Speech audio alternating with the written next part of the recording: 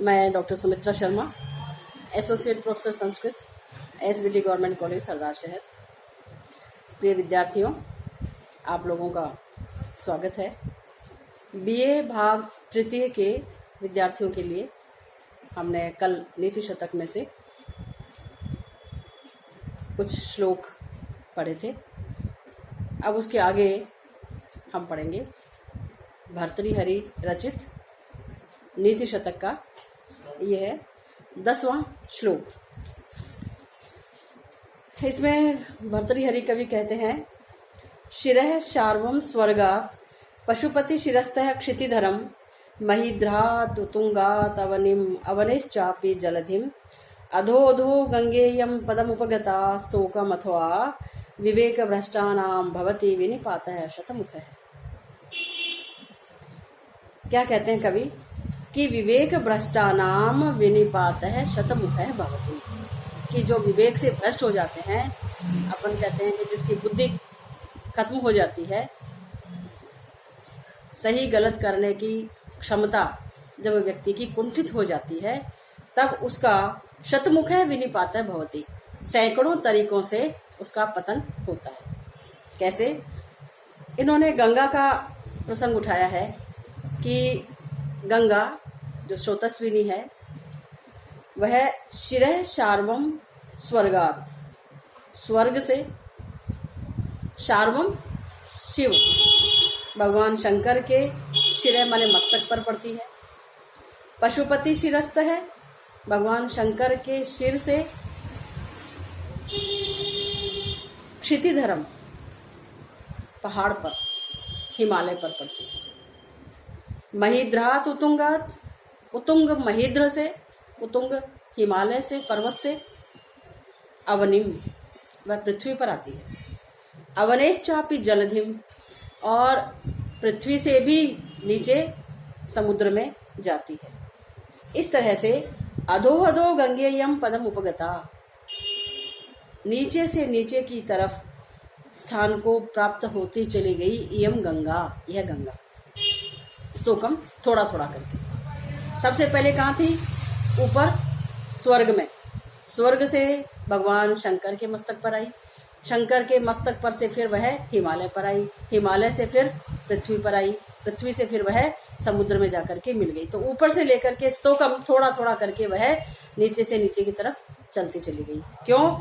कि इसमें एक वो पौराणिक आख्यान प्राप्त होता है कि पहले गंगा को यह गर्व हो गया कि मेरे प्रवाह को, मेरे वेग को कोई सहन नहीं कर सकता है, तो और मेरी उत्ताल तरंगे जो है किसी भी चीज को बहा करके ले जा सकती हैं।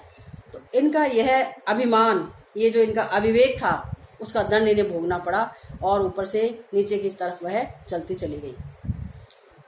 क्यों चली गई थी? क्या प्रसंग है इसमें? जो एक आख्यान प्राप्त होता है कि राजा सगर हुए हमारे यहाँ। राजा सगर के 60,000 पुत्र थे। नृप सगर ने अश्वमेध किया और उसका घोड़ा छोड़ा हुआ था।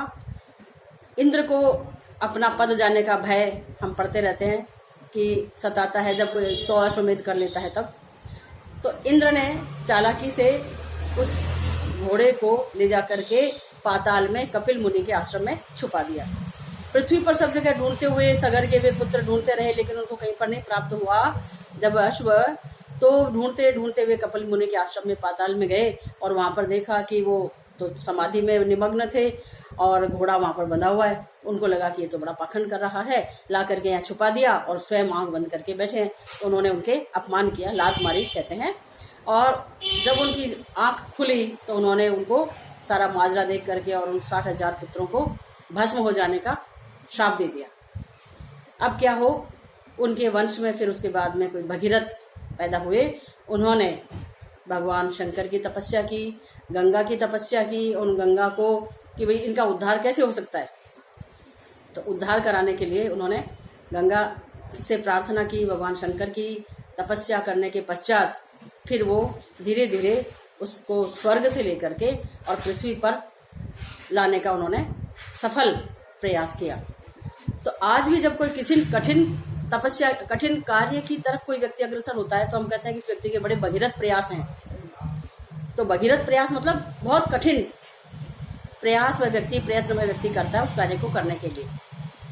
तो इस तरह से ये गंगा की बात इन्होंने कही कि जिस व्यक्ति का विवेक भ्रष्ट हो जाता है उसका शतमुख है 100 मुखों से, माने अनेक प्रकार से, सैकड़ों तरीकों से उसका पतन होना शुरू हो जाता है। शक्यो वारयितुं जलेन हुतबुक छत्रेण सूर्यातपः नागेन्द्रो निशितांकुशेन समदो दंडेन गोगर्धभौ व्याधिर्भेषज संग्रहैश्च विविधैर्मंत्र प्रयोगैर्विषम सर्वस्य औषधम अस्ति शास्त्र विहितम मूर्खस्य नास्ति औषधम। क्या कहते हैं कवि? शक्यो वारयितुम जलेन हुतबुक। हुतबुक जिसमें जो भी कुछ डाला जाए, हुत किया जाए, उसको बुक माने जो खा जाती है, अर्थात अग्नि। अग्नि को जल से शांत किया जा सकता है, बुझाया जा सकता है। छत्रेण सूर्य आतप है, सूर्य के आतप को छत्र, छाता लगा ले व्यक्ति तो किसी छाया के नीचे चला जाए, छाते के नीचे चला जाए तो सूर्य के तेज को रोका जा सकता है। वारयितुम शक्य है। नागेंद्रो निशितांकुशेन समदो, समदो नागेंद्र है। मद मत नागेंद्र माने गजराज, नाग माने हाथी, उनका इंद्र माने राजा, गजराज। मदमत्त वह भी, मदमत्त गजराज को भी तीक्ष्ण अंकुश से वारयितुम शक्य है, वश में किया जा सकता है। दंडे न गोगर्धभौ, और बैल और गधे इत्यादि पशुओं को दंडे न, डंडे के प्रहार से, डंडे का डर दिखा करके और उनको वारयितुम शक्य है, उनको रोका जा सकता है। व्याधिर भेषज संग्रहिश्च, किसी भी प्रकार की व्याधि को, शारीरिक पीड़ा को, भेषज संग्रही अच्छी औषधियों के द्वारा वारयितुम शक्य है, उनको बीमारी को दूर किया जा सकता है। विविधै मंत्र प्रयोगैर विषम, और विभिन्न प्रकार के मंत्रों के प्रयोग से विष को वारयितुम शक्य है, दूर किया जा सकता है। हमारे यहाँ पर 2 तरह के चिकित्सा पद्धति प्रचलित थी। औषधियां तो है ही हैं, इसके अलावा मंत्र चिकित्सा भी चला करती थी। उसमें उस रोग विशेष के विभिन्न देवताओं के मंत्र चलते हैं, उन मंत्रों का जो साधक होता था वह अनुष्ठान करके और उस मंत्र को वह साध लेता था, और जब कभी उस प्रकार का कोई रोगी आता था तो वह मंत्र प्रयोग के द्वारा उस रोग को दूर करने का सामर्थ्य रखा करते थे। जो बाद में प्रकारांतर में जाकर के झाड़ा जिसको बोलने लग गए कि वो कुछ बुदबुदाता है और वो पंख से ऐसे करता है, अलग अलग तरीका है इसका, तो वो हमारे यहाँ की मंत्र चिकित्सा है। तो मंत्रों के प्रयोग से विष को दूर किया जा सकता है। इस तरह से सर्वस्य औषधम अस्ति शास्त्र विहितम, शास्त्रोक्त हर प्रकार की बाधा की, विपत्ति का, बीमारी का इलाज है, औषधि है, लेकिन मूर्ख से नास्ति औषधम, लेकिन मूर्ख व्यक्ति की कोई दवा है नहीं। मूर्ख व्यक्ति को चाहे जैसे हम खुश करने की कोशिश करें, उसको समझाने का, बुझाने का प्रयास करें, उसका कोई उपाय नहीं है। यहाँ तक इन्होंने मूर्खों के बारे में कहा कवि ने। आगे विद्वत पद्धति, अब ये विद्वानों पर, विद्या पर बड़े सटीक और सारगर्भित श्लोक कवि ने कहे हैं। शास्त्रोपस्कृत शब्द सुंदर गिरह शिष्य प्रदेयागमा विख्यातः कवयो वसंति विषये यस्य प्रभोर निर्धनः तज्जाड्यं वसुधाधिपस्य सुधियस्तु अर्थं विनापि ईश्वरः कुत्स्यः स्युः कुपरीक्षका न मनयो यही अर्घतः पातितः। क्या कहते हैं कवि कि कुत्स्यः स्युः कुपरीक्षका, जो कुपरीक्षक हैं, जो भली भांति परीक्षा लेना नहीं जानते हैं। परीक्षा कौन अच्छे तरीके से ले सकता है? जो स्वयं गुणी होता है, जिसमें स्वयं में इतना ज्ञान होता है कि वह सही गलत का निर्णय लेने की उसमें क्षमता होती है। तो कुपरीक्षक इसमें कुत्सित है, निंदित है। न मणय है, मणिया नहीं, यही अर्घत है पातिता, जिन्होंने उस चीज को उसके मूल्य से कम आंका है, गिराया है। कैसे? शास्त्रोपस्कृत शब्द सुंदर गिरह शिष्य प्रदेयागमा, शास्त्र माने व्याकरण आदि शास्त्रों से उपस्कृत, शुद्ध की हुई, परिमार्जित की हुई भाषा जिनके पास में है, ऐसी भाषा से सुंदर मनोहर, सुंदर मनोहर गिरह माने वाणी जिनके पास में है, व्याकरण आदि शास्त्रों से संस्कृत और मनोहर वाणी जिनके पास में है, शिष्य प्रदेयागमा जिनके पास में शिष्यों को देने योग्य आगम माने ज्ञान है, शास्त्र ज्ञान है, इस प्रकार के कवय है, कवि लोग, विद्वान लोग जो विख्यात हैं, सब जानते हैं कि ये कितना पहुंचा हुआ विद्वान है, पंडित है, कवि है। इस प्रकार के कवि भी जिस यस्य विषये प्रभो हो, यस्य प्रभो हो, जिस राजा के विषय माने देश में निर्धन वसंती, निर्धन होकर के निवास करते हैं, धन विहीन होने के कारण जो अनेक कठिनाइयों का सामना करते हैं, ये तात्पर्य। तो इसमें तत् जाड्यम वसुधाधिपस्य, इसमें जड़ता उस वसुधाधिप की है, उस नृप की है, उस राजा की है। क्यों? सुदयस्तु अर्थम विना भी ईश्वर, जो सुधीजन है, जो विद्वान है, जो कवि है, जो विख्यात है, वे तो धन के अर्थम बिना भी, धन के बिना भी ईश्वर ऐश्वर्यशाली है, सामर्थ्यशाली है। कहते हैं विद्या धनम सर्वधन प्रधानम, तो विद्या रूपी धन जिनके पास में है, तो वे कभी तो धन के बिना भी ऐश्वर्यशाली हैं। लेकिन इसमें कमी उस राजा की है जिसके देश में इस प्रकार के विद्वान लोग धन विहीन अवस्था में रहते हैं। क्यों? कि उन विद्वानों ने अपना आजीविका का साधन धन प्राप्ति नहीं कर रखा है, उद्देश्य धन प्राप्ति नहीं कर रखा है उन्होंने। तो राजा लोगों का कर्तव्य है, धनाढ्य लोगों का कर्तव्य है कि उनकी भी दैनंदिन जीवन की आवश्यकताओं की पूर्ति करते रहे। तो ये कहते हैं कि उत्स्यास्यु कुपरीक्षका न मणय है, मणि जो है वह निंदित नहीं है, वह हीन नहीं है, तुच्छ नहीं है, हल्की नहीं है, कम कीमती नहीं है। वह वे कुपरीक्षक निंदित हैं, वे हीन हैं जिन्होंने उसको उसके अर्घ से, उसके मूल्य से कम आंका है। जो अनजान है व्यक्ति, अभिज्ञ है, अनभिज्ञ है, वह तो उसको कांच का टुकड़ा मानेगा। थोड़ा जानकार जो व्यक्ति होगा वो कहेगा कि अरे वाह चमकदार है, ये तो हीरा हो सकता है। तीसरा देखेगा कि हाँ यार हीरा है।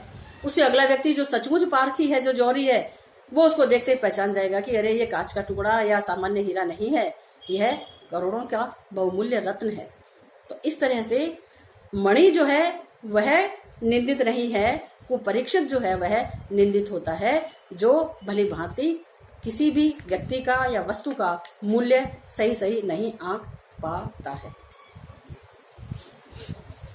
अगला श्लोक है हर्तुर्याति न गोचरम किमपि शं पुष्णाति यत् सर्वदा अप्यर्थिभ्यः प्रतिपद्यमानमनिशं प्राप्नोति वृद्धिं पराम कल्पान्तेष्वपि न प्रयाति निधनं विद्याख्यमन्तर्धनं येषां तान प्रतिमानमुच्यते नृपः कस्तैः स्पर्धते। आगे कहते हैं कवि कि हर्तु याति न गोचरम किमपि, हर्तु चोर इत्यादि, हरण करने वाला, याति न गोचरम जिसको देख नहीं सकते, गोचर नहीं हो सकता, देख नहीं सकता, हरण करने वाला, चोर इत्यादि जिसको देख नहीं सकता। शम पुष्णाति यत् सर्वदा, यत् माने जो, सर्वदा हमेशा, शम कल्याण, पुष्णाति बढ़ाता ही है, जो हमेशा कल्याण में ही वृद्धि करता है।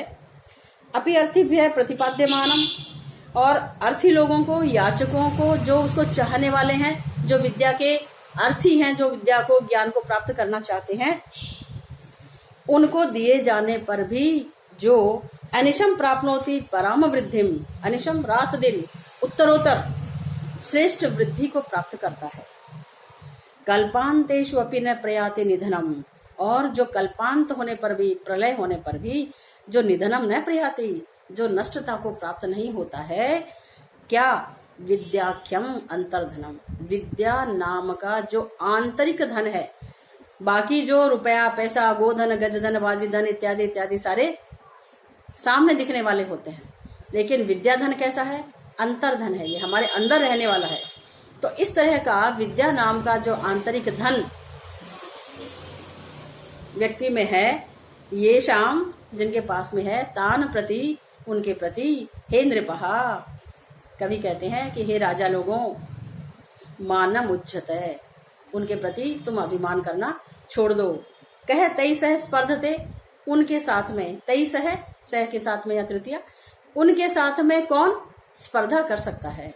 अर्थात उस आंतरिक धन वाला जो विद्वान है, उसके साथ में तुम भौतिक धन वाले व्यक्ति किसी भी प्रकार की स्पर्धा नहीं कर सकते हैं।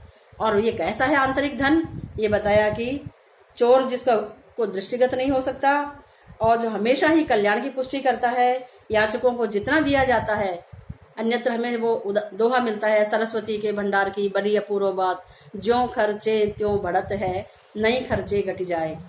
तो जितना हम याचकों को देते हैं, विद्या चाहने वालों को हम विद्या देते हैं, त्यों त्यों पराम वृद्धि प्राप्त होती, श्रेष्ठ वृद्धि को प्राप्त होता है। और बाकी सब चीजें नष्ट हो सकती हैं प्रलय होने पर, लेकिन विद्या कभी नष्ट नहीं होती। इस तरह से इन्होंने विद्वानों के बारे में सम्मान करने की और विद्या के बारे में बहुत सुंदर बातें कवि ने कही। अधिगत परमार्थान पंडितान मावमस्थः तृणमिव लघु लक्ष्मीर नैव तान संरुणद्धि अभिनव मद लेखा श्याम गंड स्थलानाम न भवति विष तंतुर वारणम वारणानाम। अगले श्लोक में कवि क्या कहते हैं कि अधिगत परमार्थान, परम अर्थ को जिन्होंने अधिगत कर लिया है, तत्व ज्ञान को जिन्होंने प्राप्त कर लिया है, ऐसे पंडितान, ऐसे विद्वानों का माँ अवमस्तः, उनका अनादर तुम मत करो। परम तत्व को, परम ब्रह्म ज्ञान को जिन्होंने प्राप्त कर लिया है, ऐसे व्यक्तियों के प्रति तुम अभिमान मत करो। क्यों? तृणमेव लघु लक्ष्मी, तिनके के समान तुच्छ लक्ष्मी, नैव तान संरुणद्धि, उनको रोकने में सक्षम नहीं हो सकती। लक्ष्मी कैसी है? ये जो भौतिक संपदा है, रुपए पैसे इत्यादि की जो लक्ष्मी है, ये कैसी है? तुच्छ है। इस तुच्छ लक्ष्मी से जिनके पास में परमार्थ तत्व है, उनको तुम रोक नहीं सकते, पीछे नहीं छोड़ सकते। अभिनव मद लेखा श्याम गंड स्थलानाम, नवीन मद लेखा से जिनके कपोल स्थल श्याम रंग के हो रहे हैं, काले हो रहे हैं, ऐसे मतंगज मदमत्त हाथी को, हाथियों के कपोल स्थल से मद स्रवित होता रहता है। और ऐसे हाथी, ऐसे गज जो है वे श्रेष्ठ माने जाते हैं, मदस्रावी। तो मदस्रावी हाथियों को, जो कि बड़े मदमत्त होते हैं, बड़े विशालकाय और बहुत शक्तिशाली होते हैं, उनको न भवती विष तंतुर वारणम वारणानाम, ऐसे वारणा नाम, ऐसे हाथियों को वारण करने के लिए विष तंतु पर्याप्त नहीं होता। विष तंतु किसे कहते हैं? कमल के डंठल को गूंथ करके यदि कोई रस्सी बना ली हो, कमल नाल, कमल के तंतु कितने पतले और कितने सुकोमल होते हैं, उनके द्वारा मदमत्त हाथियों को बांधने का उपक्रम नहीं किया जा सकता। उसी तरह से लक्ष्मी जैसी तुच्छ चीज के द्वारा, इन भौतिक सुख सुविधाओं के द्वारा परमार्थ को प्राप्त किए हुए विद्वानों को न संरुणद्धि, उनको रोका नहीं जा सकता। अगला श्लोक है, अम्भोजिनी वन विहार विलासमेव हंसस्य हन्ति नितराम कुपितो विधाता न त्वस्य दुग्ध जल भेद विधौ प्रसिद्धाम वैदग्ध्य कीर्तिम अपहर्तुम असौ समर्थ है। क्या कहते हैं कि विद्वानों के गुणों का अपहरण किसी तरह से नहीं हो सकता, कोई कितना भी प्रयास कर ले। जैसे इन्होंने उदाहरण दिया हंस के लिए। हंस क्या करता है कि ये लोक प्रचलित बात है कि दूध में यदि जल मिला करके रखा जाता है तो वह हंस जो है दूध को पी लेता है और पानी को, उसमें मिश्रित जल को वह छोड़ देता है। तो ये कह रहे हैं कि यदि कदाचित विधाता भी कुपित हो जाए, नितराम बहुत कुपित हो गए विधाता, किस पर? हंस पर, तो उसके अम्भोजिनी वन विहार विलास को, कमलिनी वन में विचरण करने के विलास को, सुख को हंति नष्ट कर सकता है विधाता क्रोधित होकर के। लेकिन न तो अस्य दुग्ध जल भेद विधौ प्रसिद्धाम वैदग्ध्य कीर्तिम, लेकिन दूध और जल को अलग अलग करने की जो उसकी वैदग्ध्य कीर्ति है, उसकी जो निपुणता का जो यश फैला हुआ है, अपहर्तुम असौ न समर्थ है, उसको दूर करने में विधाता भी समर्थ नहीं हो सकता। अर्थात कवि क्या कहना चाहते हैं कि यदि विधाता भी नाराज हो जाए किसी प्राणी विशेष से, तो उसमें जो भी कला है, जो हुनर है, जो बुद्धि है, जो विद्या है, उसको वह विधाता भी नष्ट नहीं कर सकता है, छीन नहीं सकता है। और हंस के उदाहरण के द्वारा इन्होंने बड़े सुंदर तरीके से अपनी बात कही। धन्यवाद। आज के लिए इतना बहुत है।